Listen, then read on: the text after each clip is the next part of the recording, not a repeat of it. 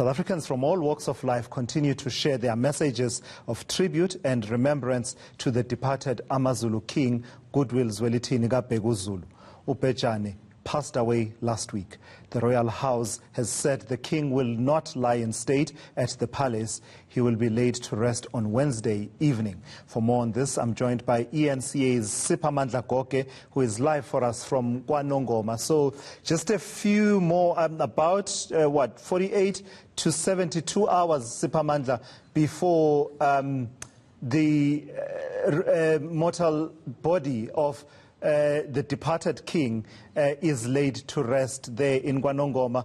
It's a process shrouded in mysticism, but also rich in history and heritage, really in terms of the life of the AmaZulu.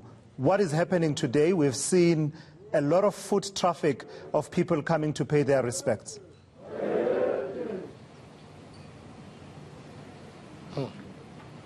It continues to Lasizwe. As you can see behind me, some of those people are leaving this marquee now. They are just going inside the Kwakhetho Mthandayo Royal Palace. This is where they come. This is like a holding center, a waiting room. They will come here, they will meet senior princes and other people who have worked well with the king, who are part of the traditional council. They will sit here and then they will be briefed. They will go inside the palace and then come out, and then they will do the salutation, basically paying their homage and respect to the departed king of AmaZulu, the late King Goodwill Zwelithini Zulu, Oga Busho Bukali. So today it continues. We've seen some mourners from various religious groups. We have also spotted a delegation from the powerful Kwashembe Church. They have just left here to Lasizwe. Preparations are well underway, but one of those people who will talk to us about that is Ubaba Dumisani Khumalo,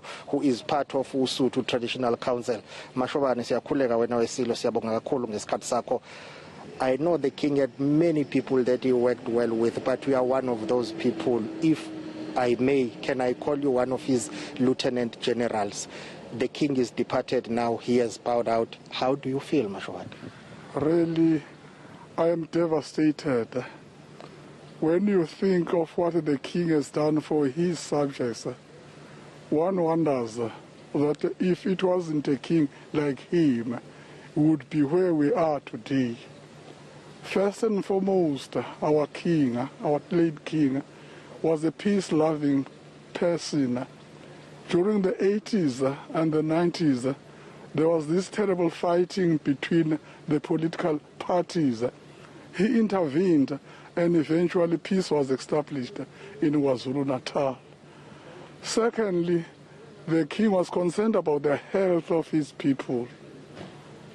Because of this, he re-established Umkhosi Womhlanga, where young girls were taught to sort of look after themselves until they got married. And secondly, many people would have died of HIV and AIDS had the king not intervened and reintroduced a custom that was abolished by King Shaka, that is circumcision. Because of this, many lives were saved. And another thing of importance which I should mention was the part that the king played in education. He was so keen and interested in the education of his subjects. He built many schools. And I remember when it came to the matriculants, he used to encourage them to study so that they could pass at the end of the year.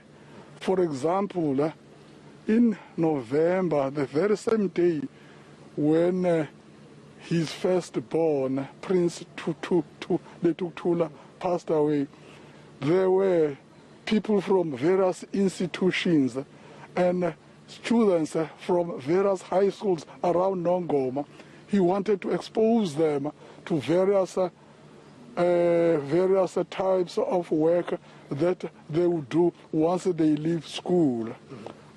Mashobane, both you and the king are very religious people. I know that for a fact, because every time there are traditional ceremonies here, you would pray, you will be the master of ceremony.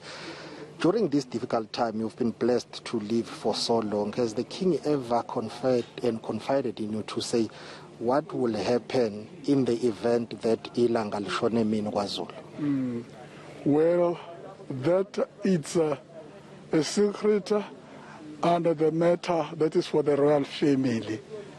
It's not for me. It's outside my scope of operation. NgesiZulu siyasithi indaba yomndeni.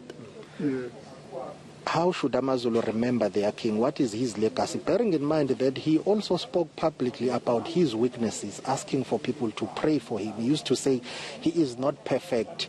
He is not. He has got his own issues that he was dealing with, but he asked for his subjects to pray for him. What will be his legacy?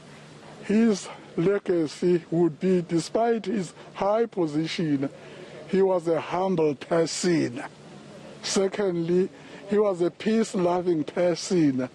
Thirdly, he led by example. For example, when it came to farming, he farmed himself and expected the people to do the same. Mashobana sikudedelona isilo siyathokoza siyabona umatasa la njengoba iziboni zilokhu ziqiqa nje ukhona siyathokoza na isilo. Well, that is ubaba uDumisani Khumalo here, who is one of the king's confidants, basically talking to us about the departed king's legacy. Behind me I see here the mayor of Zululand District Municipality, Thula Sizwe Buthelezi, is speaking to some of the mourners who had come here to pay their respects. We expect that things will move quickly tomorrow. Thula Sizwe. That's when we expect many people to come here. We also know that various leaders of political parties are coming here. I've spotted a delegation from the National Freedom Party that has been here, local mayors and other mayors from across KwaZulu-Natal. So mourners keep on coming to the palace, but we do know for a fact that the king will be planted at night by Amabutho. A senior delegation of Amabutho is inside the royal palace as we speak. They are finalizing all those logistics together with royal family members, thrashing out all the logistics and how that ceremony will be conducted, because it will only be senior members of Amabutho and some senior members of the royal family, according to the traditional prime minister of the Zulu nation, Prince Osothu Buthelezi. Those were the wishes of the departed monarch. He wanted to be planted at night by Amabutho, and we expect that should happen any time from 12 midnight on Wednesday to the early hours of the morning on Thursday. I guess that's the secret we will never know, because kings are planted at night in an event which is full of secrecy. All right, thank you for that. That is eNCA's Siphamandla Goge. Unmatched, unrivaled, unparalleled is Siphamandla Goge's knowledge of that particular story. And he's on the ground for us there, keeping you up to date on all the developments ahead of that ceremony that he just described that will take place sometime after midnight on Wednesday.